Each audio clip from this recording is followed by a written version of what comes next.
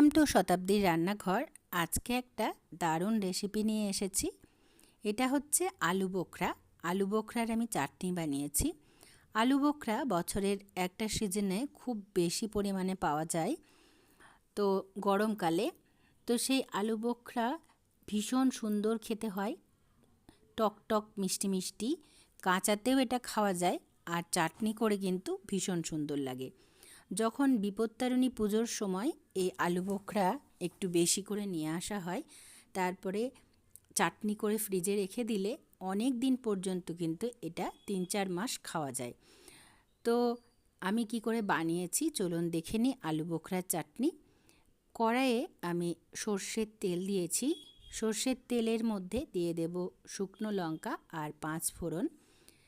5 ফোড়ন শুকনো লঙ্কা বেশ যখন ভাজা ভাজা হয়ে যাবে, তখন আমি আলু বোখরাগুলোকে কেটে নিয়ে, আলু বোখরার মাঝখানে কিন্তু বেশ বড় মতো কুলের যেরকম আঁটি থাকে সেরকম আঁটি থাকে, আঁটিটা কেটে ফেলে দিয়ে আপনারা পুরোটা যদি ওপরের যে স্কিনটা নিতে পারেন, আর নইলে আঁটিটা একটু একটু লেগে থাকবে কাটার সময় স্কিনটা, সেই আঁটি সমেত কিন্তু নিলে পরে আঁটিটা ভাত খাওয়ার সময় শেষ পাতে বেশ চাটনিটা চুষে চুষে খেতে কিন্তু বেশ ভালো লাগে।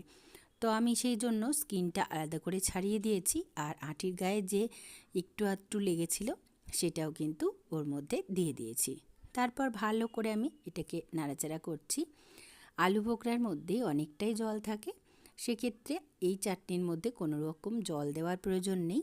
এবার ভাজাভাজি করার সময় আমি এখানে নুন, হলুদ, লঙ্কার গুঁড়ো দিয়ে দেব।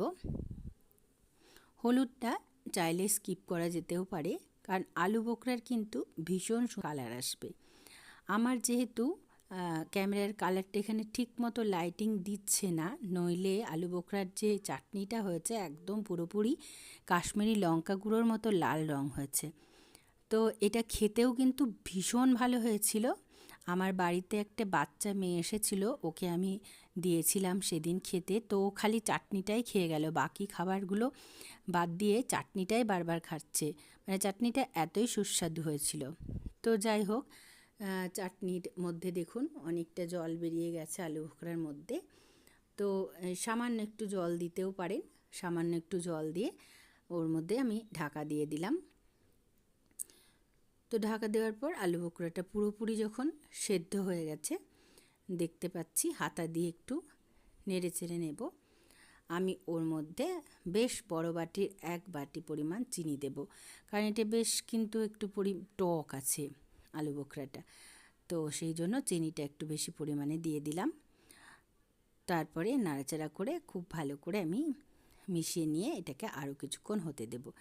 এর মধ্যে ধনে পাতা বা অন্য কিছু দেওয়ার দরকার নেই, কারণ আলু বোখরার একটা সুন্দর গন্ধ আছে, টেস্ট আছে, সেটা নষ্ট হয়ে যাবে। তো কাঁচা লঙ্কা উপর থেকে দিয়ে দিলাম। কালারটা কিন্তু ভীষণ সুন্দর হয়েছে, ক্যামেরাতে যদিও সবটা ধরা পড়ছে না। তো আমি এভাবে হাতার উল্টো পিঠ দিয়ে একটু নেড়ে নিচ্ছি, যাতে করে পুরোটা ম্যাশ হয়ে যায় এবং খুব ভালো একটা বেশ থকথকে ব্যাপারটা আসে চাটনির। তো দেখুন খুব সুন্দর হয়ে গেছে চাটনিটা। এবার আমি ভাত খাওয়ার শেষ পাতে কিন্তু এটা বেশ বসে বসে কিছুক্ষণ ধরে খাবো। ভীষণ সুন্দর এই চাটনিটা। আপনাদের কেমন লাগলো জানাবে। আমার রান্নাগুলো আপনাদের পছন্দ হলে একটা লাইক কমেন্ট করবেন, আর প্লিজ সাবস্ক্রাইব করে দেবেন আমার চ্যানেলটি। পাশে থাকা বেল আইকনটি অবশ্যই প্রেস করবেন, যাতে করে যে কোনো নোটিফিকেশান আপনার কাছে খুব সহজে পৌঁছে যায়। এবার চাটনিটা আমি একটা পাত্রের মধ্যে ঢেলে নিচ্ছি। তারপর এটাকে ঠান্ডা করে আমি খাবো। আর এতটা তো লাগবে না, ফ্রিজে রেখে দিয়ে কয়েকদিন ধরে এটাকে আমি 1 চামচ করে নিয়ে খাবো। ভীষণই সুন্দর আলু বোখরার চাটনি। তো বন্ধুরা, আপনারা বানিয়ে খাবেন আর আমাকে কমেন্টে জানাবেন কেমন লাগলো।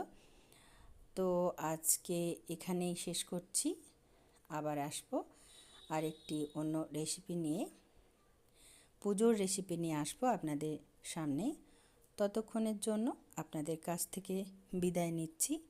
ভালো থাকবেন, সুস্থ থাকবেন, আর নতুন নতুন রান্না করতে থাকবেন, খাওয়াতে থাকবেন আর দেখতে থাকবেন।